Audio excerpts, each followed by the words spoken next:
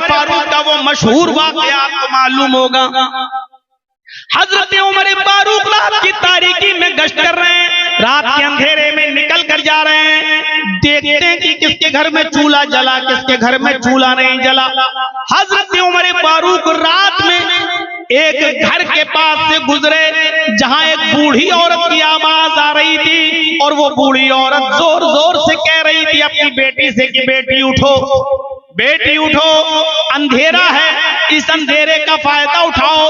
हम लोग दूध का बिजनेस करते हैं, दूध बेचते हैं, इसलिए दूध में पानी मिला दो, बेटी उठो, दूध में पानी मिला दो। वो बेटी उठती है और जोर से अपनी माँ से कह रही है कि माँ, मैं दूध में पानी नहीं मिलाऊंगी। हजरत उमर ने मुनादी की है, उमर फारूक का ऐलान हुआ है, अमीरुल मोमिनीन ने ऐलान जारी करवाया है, अगर दूध में पानी मिला हुआ किसी के यहाँ मिलता है तो ऐसे शख्स को कड़ी से कड़ी सजा दी जाएगी। माँ कहती है बेटी, उमर थोड़ी देख रहे हैं, इस रात के अंधेरे में उमर को क्या पता, तो दूध में पानी मिला, मुझे तेरी शादी कराना है, तेरे लिए अच्छा लड़का देखना है, हमारे पास गरीबी और गुर्बत की वजह से हम तेरे हाथ पीले नहीं कर पा रहे हैं, मुझे तेरा रिश्ता भी तो करना है, इसलिए इस काम के अलावा कोई और काम भी तो नहीं है हमारे पास, बेटी तुम दूध में पानी मिलाओ। उमर थोड़ी देख रहा है, उमर को क्या पता कि हमने दूध में पानी मिलाया है, जाओ, मैं कह रही हूं तुम दूध में पानी मिलाओ। बेटी चीख कर कहती है माँ, उमर नहीं देख रहा है तो क्या हुआ, उमर का रब तो देख रहा है, हम उमर के सवाल जवाब से तो बच जाएंगे, लेकिन कयामत के दिन अल्लाह के सवाल और जवाब से कैसे बचेंगे। माँ मैं दूध में पानी नहीं मिलाऊंगी, उमर नहीं देख रहा तो क्या हुआ, उमर का रब तो देख रहा है। हजरत उमर फारूक के कान में ये आवाज जाती है माँ और बेटी की। हजरत उमर ने अपने कासिद से कहा, अपने साथी से कहा, इस मकान का नंबर नोट कर लो, ये मकान नंबर नोट कर लो, और सुबह जब दरबारे खिलाफत में बैठे हजरत उमर, सुबह जब दरबारे खिलाफत में बैठे हजरत उमर, तो उन दोनों को बुलवाया, कासिद के जरिए जाओ और माँ बेटी दोनों को बुलाकर। कासिद आता है, माँ और बेटी दोनों से कहता है कि तुम दोनों को हजरत उमर ऑफिस में बुला रहे हैं, दरबार में बुला रहे हैं। माँ और बेटी दोनों आते हैं। हजरत उमर ने पूछा माँ से, बुढ़िया से, कल तुम दूध में पानी मिलाने की बात कर रही थी, क्या हुआ? बुढ़िया समझ गई कि हजरत उमर को पता चल गया, अब मुझे सजा दी जाएगी। बुढ़िया सफाई पेश करने लगी, अमीरुल मोमिनीन, हाँ मैंने दूध में पानी मिलाने के लिए कहा था, लेकिन मेरी बेटी ने दूध में पानी नहीं मिलाया। हजरत उमर ने कहा मैं ये भी जानता हूं कि तेरी बेटी ने दूध में पानी नहीं मिलाया, मैं जानता हूं, इसलिए तो तुम दोनों को मैंने यहां बुलाया है। बताओ इस लड़की का कहीं रिश्ता हुआ, इस लड़की की कहीं शादी हुई? कहा नहीं अमीरुल मोमिनीन, मुझ जैसे गरीब लोगों को रिश्ता कहां मिलता है, गरीबी ने मजबूर कर दिया, इसलिए अभी इस लड़की का रिश्ता नहीं कर पाई, कर दूंगी जल्दी। हजरत उमर फारूक ने कहा कि तुम्हें रिश्ता देखने की जरूरत नहीं है, मेरा बेटा खाली है और मैं अपने बेटे के लिए तुम्हारी बेटी का हाथ मांग रहा हूं, इसलिए नहीं कि तुम गरीब हो, बल्कि सिर्फ इसलिए कि तेरी बेटी से शादी अपने बेटे के साथ में इसलिए कर रहा हूं क्योंकि तेरी बेटी दीनदार है। ये उमर से नहीं, उमर के रब से डरती है, ये उमर से नहीं, उमर के रब से डरती है।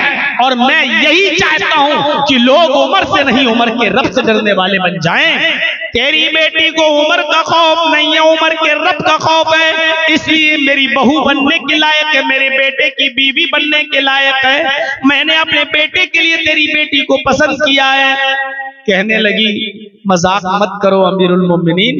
हजरत उमर ने कहा नहीं, मैं मजाक नहीं कर रहा हूँ, मुझे दीनदार लड़की की जरूरत है, जो दीनदारी मैंने तुम्हारी बेटी के अंदर देखी है। हजरत उमर ने अपने बेटे का निकाह उस लड़की के साथ कर दिया। गौर कीजिए, ना हस्बो नसब देखा, ना माल देखा, ना हुस्नो जमाल देखा, खूबसूरती देखी, कुछ नहीं देखा, सिर्फ ये देखा कि वो लड़की उम्र से नहीं, उम्र के रब से डरती है, दीनदार है, अल्लाह वाली है, नेक है। हजरत उमर ने अपने बेटे का निकाह उस लड़की के साथ कर दिया। अंदाजा लगा सकते हैं आप, खैर और बरकत आए कहां से आज हमारे घरों में। हमने दीनदारी को मायार बनाना छोड़ दिया है। ये तो लड़के वालों को हुक्म है कि लड़की के अंदर दीनदारी देखो।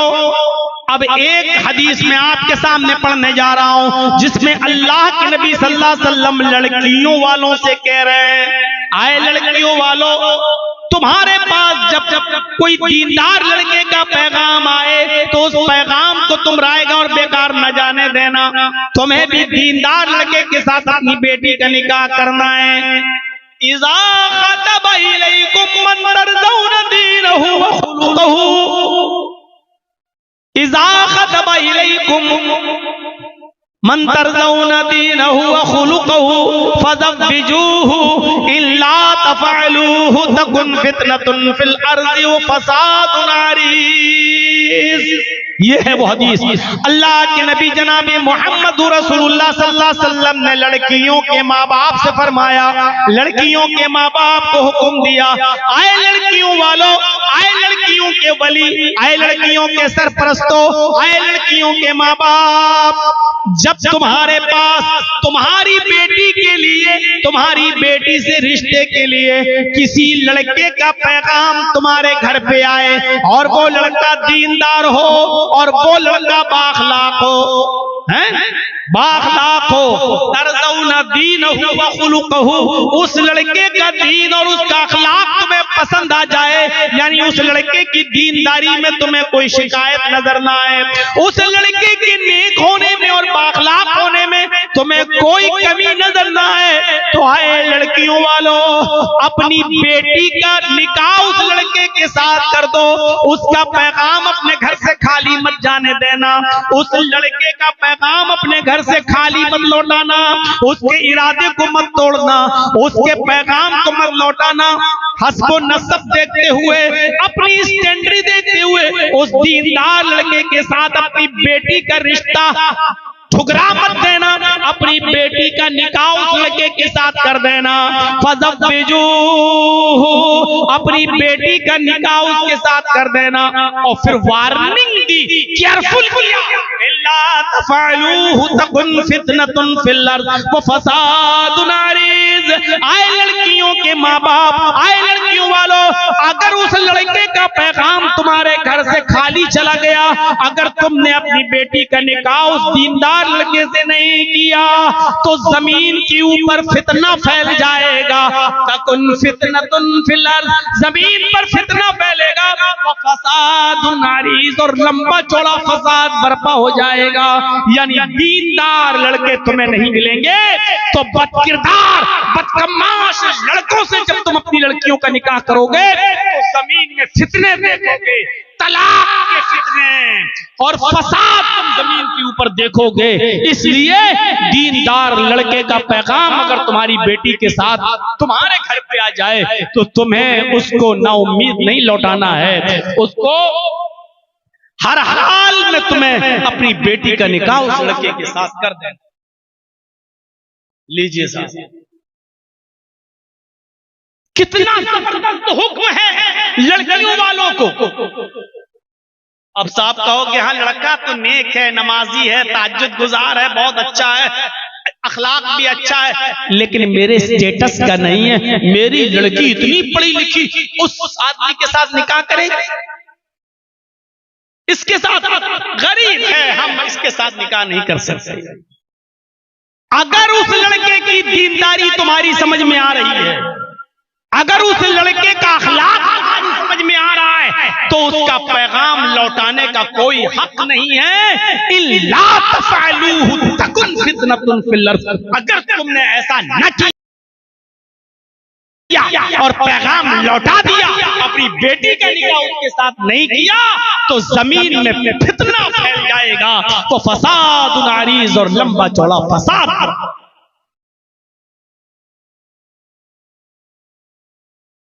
हर मुसलमान को गौर करना चाहिए, यहां जो बैठे सबको, और जहां तक मेरी आवाज जाए, क्या हम तो चाहते हैं कि जहेज न दे मेरी बेटी, लेकिन बेटी वाला क्या ये भी चाहता है कि दीनदार लड़का मिल जाए,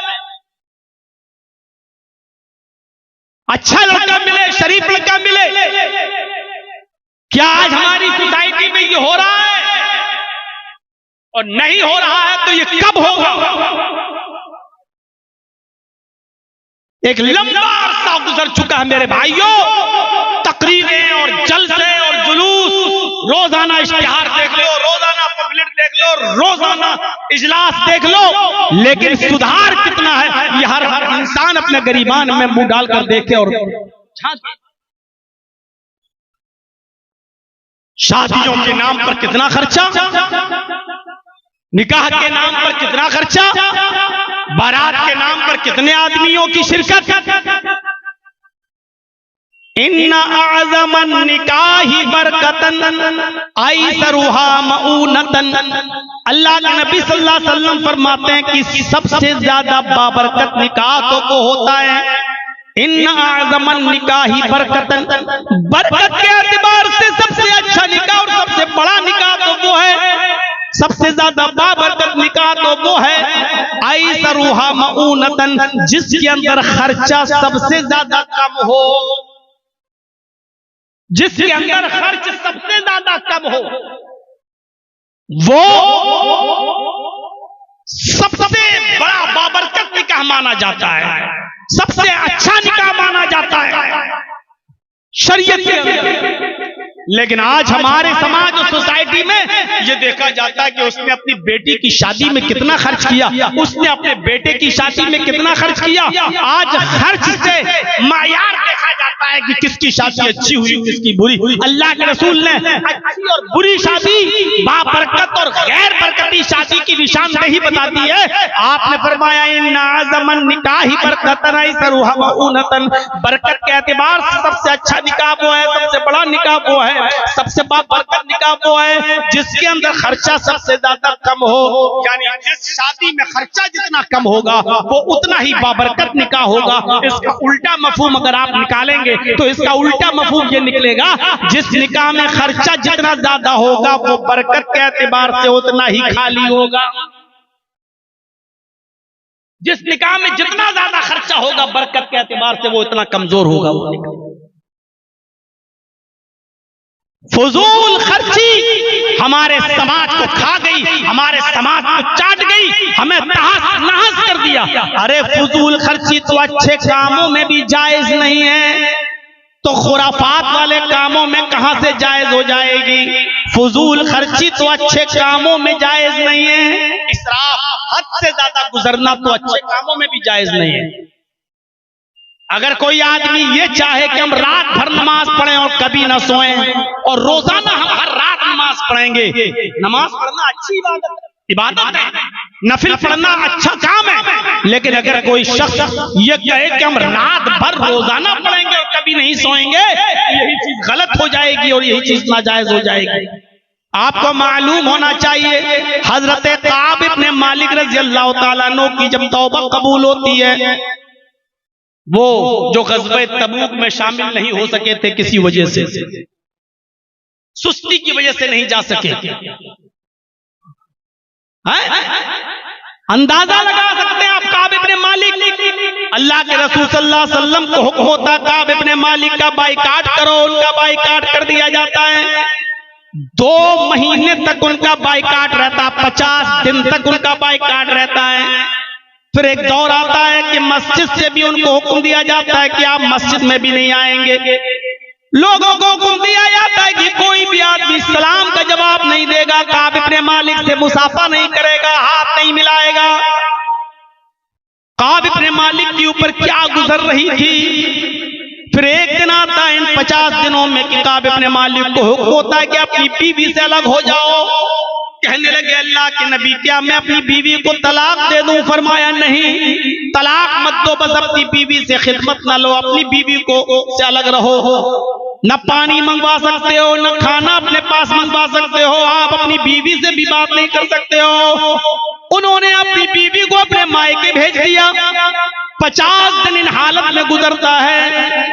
हजरत काब इब्ने मालिक कहते हैं कि मेरे लिए ये 50 दिन इतनी मुश्किल से गुजरे कि मैं सोचता था जमीन फट जाए, मैं इसके अंदर धस जाऊं, मैं जिंदा क्यों?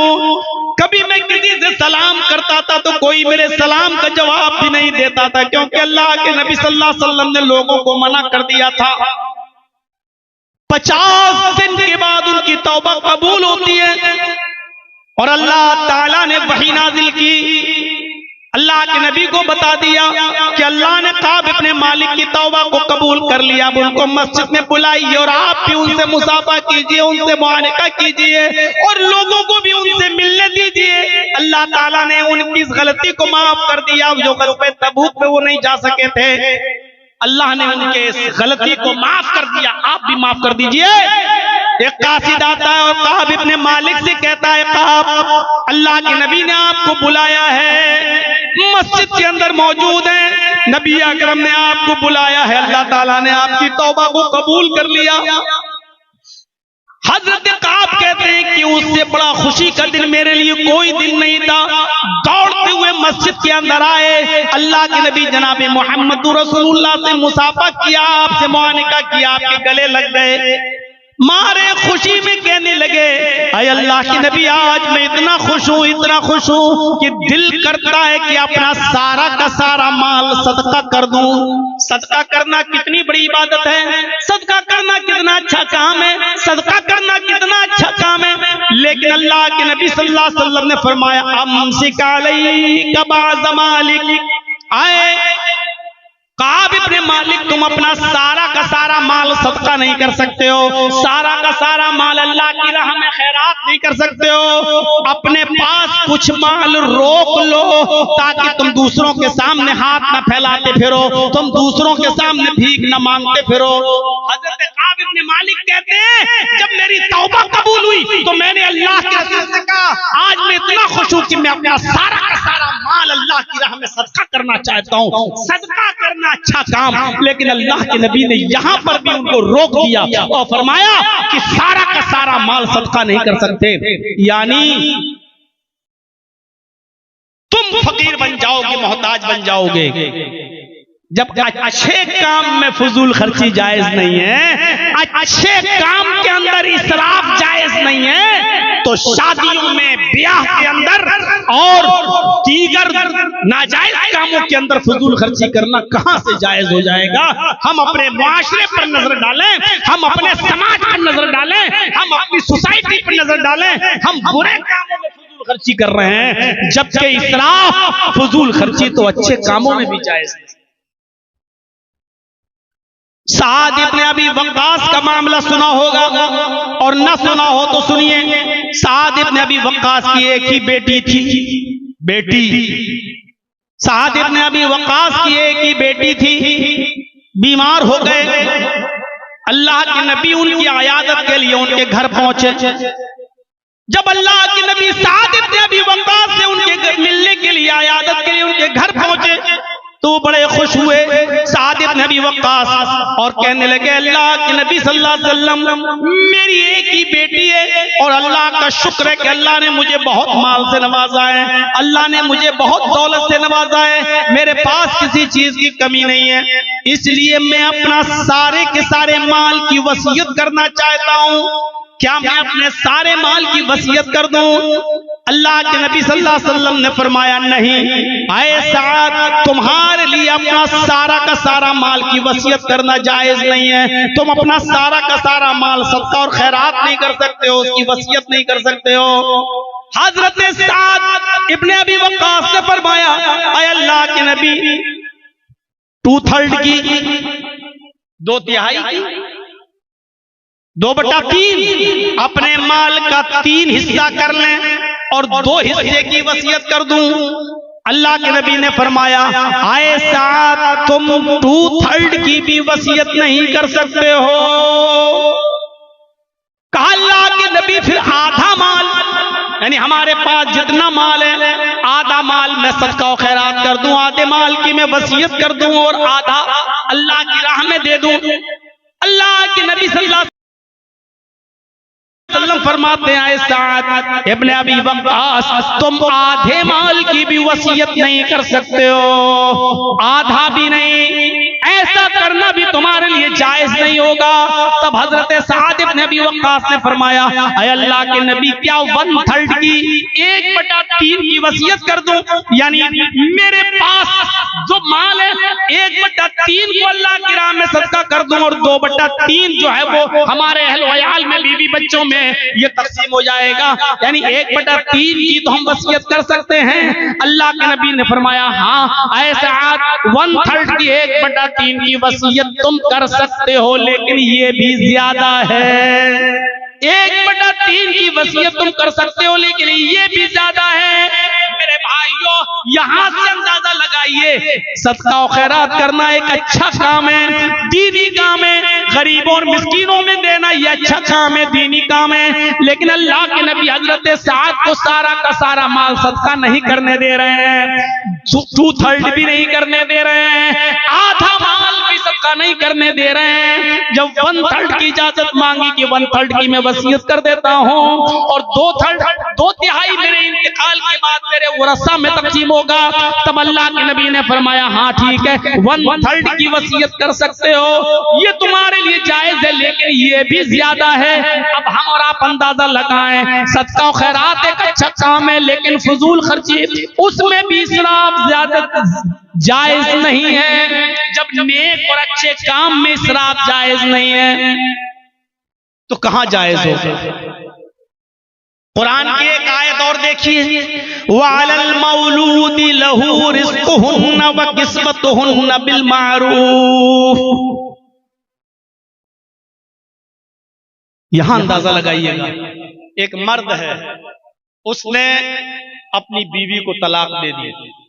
जरा गौर से सुनिएगा मसला। मैं जानता हूं कि अब रात के 12 बजे के बाद बैठना लोगों का मुश्किल हो गया है, लेकिन आप बैठे हैं और मैं हूं, इसलिए ये रात के 2:30 और 2:45 बजे तक ये बड़ी हिम्मत की बात है। थोड़ा सा टाइम मुझे और दीजिए, बड़ा एक जबरदस्त मसला बताने जा रहा हूं, गौर से सुनिएगा। एक मर्द है उसने अपनी बीवी को तलाक दे दी, छोटा बच्चा है जो दूध पीता है।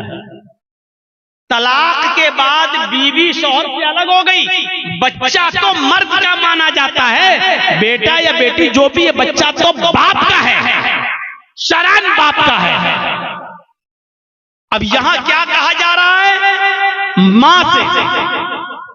मां से क्या कहा जा रहा है, औरत से, कि तुम्हारी गोद में तुम्हारे शौहर का बच्चा है, लेकिन बाप ने शौहर ने तलाक दे दी है। औरत चाहे तो उस बच्चे को अपने शौहर की गोद में डाल दे, ले तेरा बच्चा तू संभाल, मैं जा रही हूं, तूने तो मुझे तलाक दे दी, तेरा बच्चा मैं क्यों पालूं। जायज है, मां कह सकती है ये, क्योंकि बच्चा बाप का माना जाएगा। वो अलग बात है कि आजकल की अदालतें फैसला कर देती है और बच्चे से पूछती है बेटा तुम किसके पास रहना चाहते हो, बच्चे ने कह दिया मां के पास, तो मां के पास रखा जाता है, और बच्चे ने कह दिया बाप के पास, तो बाप के पास रखा जाता है। वो आज की अदालतों का मामला अलग है, लेकिन शरअन बच्चा बाप का है। अब बाप को हुक्म है कि तुमने अपनी बीवी को तलाक तो दे दी है, लेकिन बच्चा चूंकि छोटा है वो अपनी मां का दूध पीता है, इसलिए बच्चा तो अपनी मां का दूध ही पिएगा। यहां औरत को हुक्म है कि वो अपने बच्चे को दूध पिलाने से मना नहीं करेगी, अगरचे वो शौहर का है, लेकिन जब तक दूध पिएगा तब तक औरत उस बच्चे को दूध पिलाएगी, 2 साल दूध पिलाएगी। और बाप को हुक्म ये दिया जा रहा है कि जब तक वो बच्चा अपनी मां का दूध पिएगा उस वक्त तक उसके खाने का, पीने का, पहनने का खर्चा पूरा का पूरा बाप उठाएगा, शौहर उठाएगा उसका। ये मतलब है शायद का वालल मौलूद लहू, जिसका वो बच्चा है उसी के जिम्मे है रिज़्क़ुहुन्ना व किस्वतुहुन्ना, उस औरत को खिलाना और पिलाना और पहनाना, यानी कपड़ा भी शौहर देगा और खाना पानी भी उसको वही शौहर देगा, जब तक वो औरत उसके बच्चे को दूध पिलाएगी। लेकिन ये खाना पीना और खर्चा कितना देगा शौहर? बिल मारूफ, समाज में जो चलन है, समाज में जो दस्तूर है वो खर्चा देगा।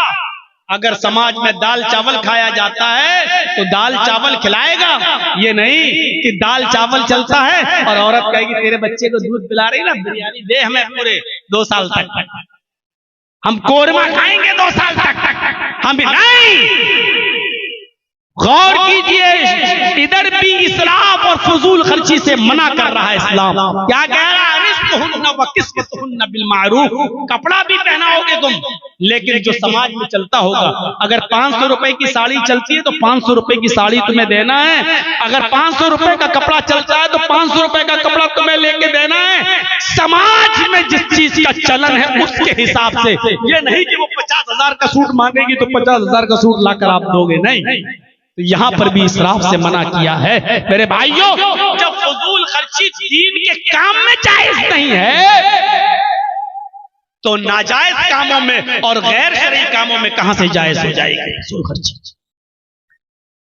तो इसलिए शादी और ब्याह के अंदर फजूल खर्ची से हमें अपने मुआशरे को पाक करना है, अपने मुआशरे को साफ करना है। फजूल खर्ची से हमें अपने आप को बचाना है। जरा देखिए आज क्या कितनी फजूल खर्चियां हैं। अल्लाह के नबी जनाबे मोहम्मद रसूलुल्लाह सल्लल्लाहु अलैहि वसल्लम के पास एक औरत आती है, बुखारी शरीफ की रिवायत, बड़ा दिलचस्प वाकया, 50 बार आपने सुना होगा, ना सुना हो तो ज़हन नशीन करिए। एक औरत अल्लाह के नबी सल्लल्लाहु अलैहि वसल्लम के पास आती है और कहती है कि अल्लाह के रसूल, मैं अपने आप को आपको हिबा कर रही हूँ, मैं अपने आप को आपको सौंप रही हूँ, आप मेरे साथ निकाह कर लीजिए। अल्लाह के नबी खामोश रहे। उसने दोबारा कहा, अल्लाह के रसूल, मैं आपसे निकाह करना चाहती हूँ। अल्लाह के नबी फिर खामोश रहे। उसने तीसरी मर्तबा कहा, अल्लाह के नबी, मैं आपके साथ निकाह करना चाहती हूँ। अल्लाह के नबी जनाबे मोहम्मद रसूलुल्लाह तीसरी मर्तबा भी खामोश रहे। एक सहाबी वहीं बैठे हुए थे, उस सहाबी ने जब देखा कि ये बार बार कह रही है और अल्लाह के नबी खामोश हैं, तो सहाबी बोल पड़े कि अल्लाह के रसूल, ये औरत बार बार आपसे निकाह के लिए कह रही है कि मैं शादी करना चाहती हूँ, लेकिन आप खामोश हैं, आप बोल नहीं रहे हैं। अगर आप को करना है तो हाँ कहिए, और नहीं करना है तो मेरे साथ करा दीजिए शादी। ओफो, क्या मंजर होगा जिस वक्त की साहबी कह रहे हैं कि अल्लाह के नबी, आप अगर नहीं करना चाहते तो मेरे साथ कर दीजिए। औरत वहीं बैठी है और वो साहबी कह रहे हैं, अल्लाह के रसूल, अगर आप नहीं कर सकते तो मेरे साथ कर दीजिए। अल्लाह के नबी फरमाते हैं, देखो मैं तो नहीं कर सकता, अब मैं नहीं करूंगा शादी, अब निकाह की मेरे अंदर गुंजाइश नहीं, लेकिन हाँ अगर तुम करना चाहते हो तो बताओ। तो अल्लाह के रसूल, अगर आप नहीं कर रहे तो मेरे साथ कर दीजिए, इसकी करवा दीजिए शादी। अब आपने उस औरत से पूछा, आए खातून, मैं तो निकाह नहीं कर सकता, लेकिन ये मर्द, ये साहबी तुमसे निकाह करना चाहते हैं, तुम यही बैठी हुई हो, तुम दोनों एक दूसरे को एक नजर देख भी रहे हो, लिहाजा तुम अगर इससे करना चाहो तो कर लो, मैं तो नहीं कर सकता। उस औरत का जवाब सुनिए। उस औरत ने कहा कि अल्लाह के नबी, आई तो थी मैं आपके लिए निकाह की गर्ज से, निकाह के मकसद से, लेकिन अगर आप नहीं करना चाहते हैं तो मेरा निकाह इसके साथ कर दीजिए, मैं करने को तैयार हूं, मैं जरूरतमंद हूं। अल्लाह के रसूल, मुझे घर बसाना है, मेरे माँ बाप नहीं है, इसलिए मुझे किसी की बीवी बनना है, मुझे अपना घर बसाना है। आप नहीं कर रहे हैं तो इसके साथ मेरा निकाह करा दीजिए। जब उस औरत की इजाजत हो गई तो अल्लाह के नबी जनाब मोहम्मद रसूलुल्लाह सल्लल्लाहु अलैहि वसल्लम ने उस सहाबी से कहा, चलो ठीक है, ये औरत तुम्हारे साथ निकाह करने के लिए तैयार है, इसको दोगे क्या? मेहर क्या दोगे इसको? भाई औरत है, निकाह होगा, मेहर दोगे, क्या दोगे? कहने लगा अल्लाह के नबी महर में देने के लिए तो मेरे पास कोई चीज नहीं। हदीस के अल्फाज है मा इंदी शैउन, ऐ अल्लाह के नबी मेरे पास कोई चीज नहीं है देने के लिए। अल्लाह के नबी ने फरमाया घर जाओ, कुछ तलाश करो, कुछ मिल जाए तो लेकर आओ। वो सहाबी घर जाते हैं, तलाश करते हैं, लेकिन उनको अपने घर में भी कुछ नहीं मिला। आते हैं और कहते हैं कि माँ वजदतु शैअन, ऐ अल्लाह के रसूल मुझे अपने घर में कुछ नहीं मिला, मेरे पास कुछ नहीं है इसको देने के लिए। घर में कुछ नहीं और शादी करना। हम और आप ये तसव्वुर कर सकते हैं कुछ ना हो और शादी का ख्याल।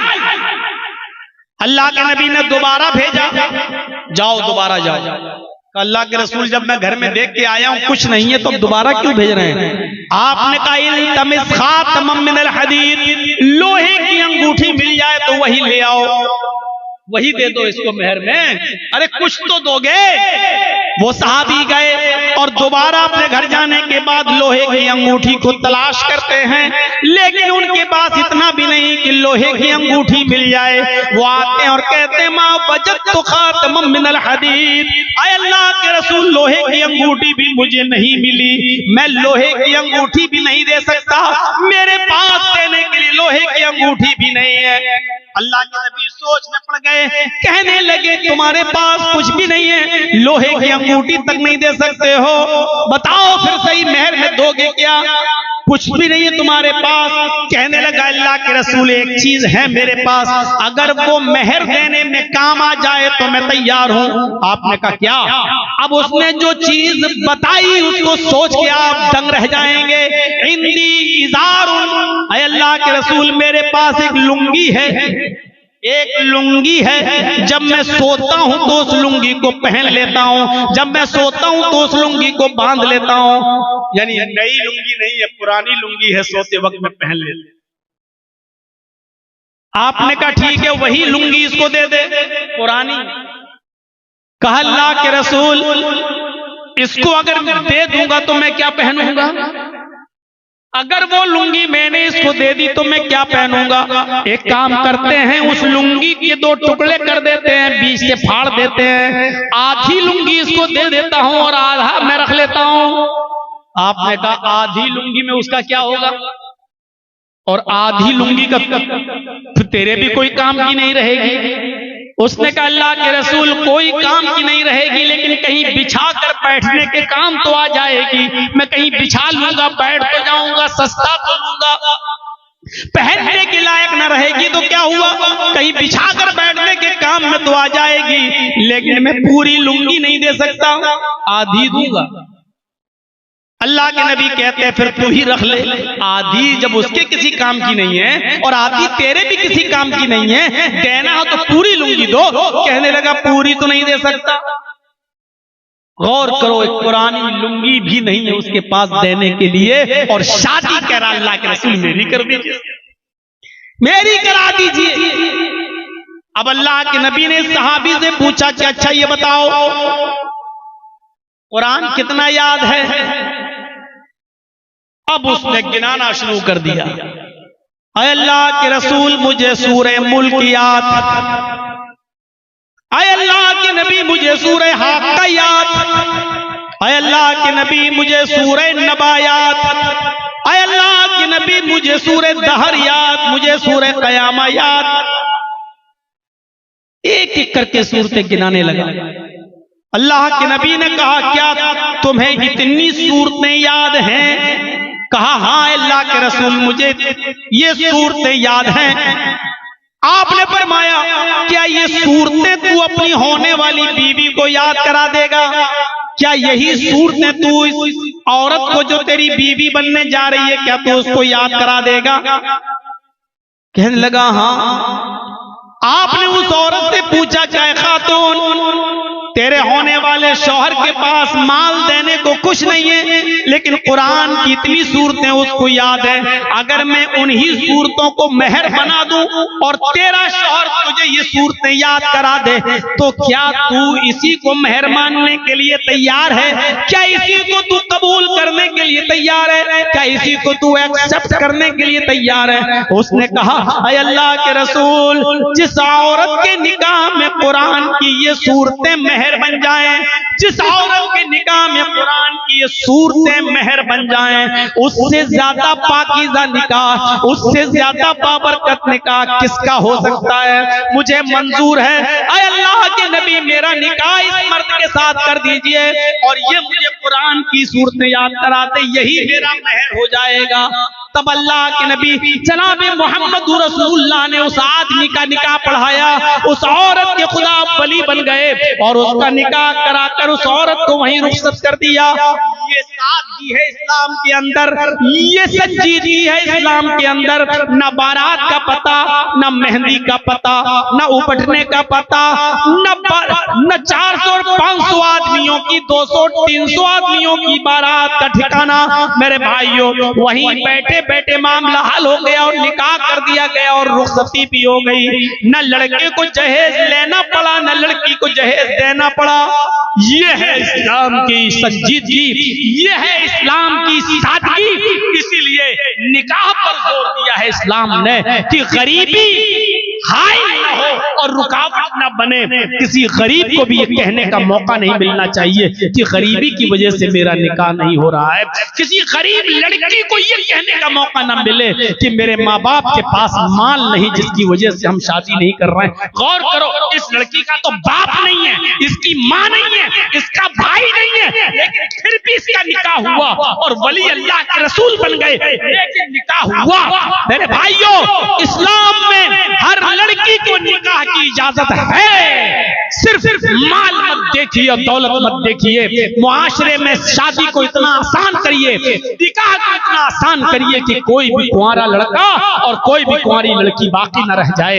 यही समाज को पाक और साफ रखने का सबसे बेहतर तरीका है। उम्रें बढ़ाना, 30-30 साल की उम्र तक पहुंचकर शादियां न करना, मेरे भाइयों, मुआशरे को डेंजर पोजीशन में छोड़ने के मुतरादिफ है। यह याद रखना, समाज में जो लोग 28-30 साल के और शादियां नहीं हो रही हैं, बुरा मत मानिएगा। समाज कि लोगों को खतरा महसूस होना चाहिए ऐसे लोगों से, और ऐसी लड़कियों से भी खतरा महसूस होना चाहिए जो 25-25, 30-30 साल की हो गई और अभी तक निकाह नहीं कर रहे हैं। इनकी जिम्मेदारी बनती है समाज के ऊपर और सोसाइटी के ऊपर कि वो निकाह कराएं। मेरे भाइयों, मैं एक 26 पर बैठा था और तकरीबन 1.5 घंटा हो गया। 2 मिनट के बाद काफी है, आप लोग भी यहाँ से रुखसत हो रहे हैं, पंडाल भी अब खाली होता है, क्योंकि इतनी रात तक अब कोई बैठता नहीं और सुनता नहीं है। मैं 15 मिनट के लिए आपको वक्त देता हूँ स्टेज पर बैठकर, यानी तकरीबन 3 बज जाएगा, 3:15 तक, 3:10 तक मैं बैठूंगा। और आपसे गुजारिश है कि इस इदारे के लिए आपको जो ताबुन करना है, मेरे हाथ पर भी आप करते जाएं। आपने बहुत प्यार किया, दिया मेरे भाइयों की, इतने बरसों से अभी तक मुझे भूले नहीं हैं। 26, 27, 28 साल का जमाना गुजर गया और अब तक आप मुझे बराबर सुनते आ रहे हैं। अल्लाह ताला ये मोहब्बत बरकरार रखे। आप मेरे हाथ में क्या देते हैं, अपनी मोहब्बत को सबूत दीजिए। हम अल्लाह से दुआ करते हैं कि अल्लाह अमीन हमारी खताओं को माफ फरमा दे, हमारे गुनाहों को बख्श दे, हम जमीआ मुसलमानों पर रहम फरमा, इस इदारे को दिन दुनिया और रात चौगनी तरक्की अता फरमा। बारिला हमारे नौजवान लड़कों के लिए शादियों में आसानियां पैदा फरमा दे, उनको दीनदार लड़कियां अता फरमा दे, और हमारी गरीब बच्चियों के लिए भी शादियों में आसानियां पैदा फरमा दे। ऐ अल्लाह उनको दीनदार रिश्ते अता फरमा दे। इलाहुल आलमीन हमें जब तक जिंदा रख, इस्लाम पर जिंदा रखना, जब हमारा खात्मा हो तो ईमान पर हमारा खात्मा फरमाना। वमा अलैना इल्लल बलागुल मुबीन व आखिरु दावाना अनिल हम्दुलिल्लाहि रब्बिल आलमीन। अस्सलामु अलैकुम व रहमतुल्लाहि व बरकातुहू। लाइए, मुसाफा करिए, दीजिए जो भी इस इदारे के लिए देना है। अल्लाह रब्बुल आलमीन आपको इसका पूरा पूरा अजर अजीम अता फरमाएगा।